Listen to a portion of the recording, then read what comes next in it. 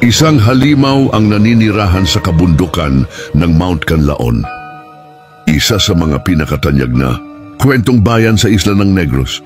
Kilala rin ito sa tawag na Mount Canlaon at ang kwento nito ay nagpapaliwanag sa pinagmulan ng pangalan nito. Ayon sa mga matatanda, may isang matandang Diyos na nagngangalang Laon na naninirahan sa ituktok ng bundok. Siya ay mayroong napakalakas na kapangyarihan at iginagalang ng mga sinaunang tao sa paligid.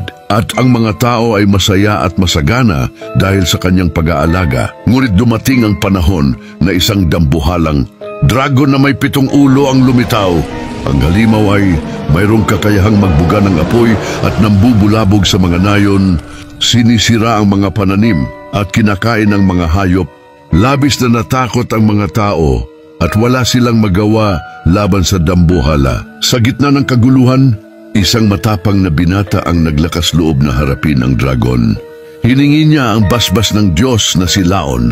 Dahil sa kabayanihan ng binata, nagpadala si Laon ng isang sandata na may mahiwagang kapangyarihan. Sa tulong ng sandata, nagawa ng binata na putulin ang 7 ulo ng dambuhala. Nang matalo ang dragon, nagbalik ang kapayapaan sa mga nayon bilang parangal sa Diyos na si Laon na tumulong sa kanilang kaligtasan.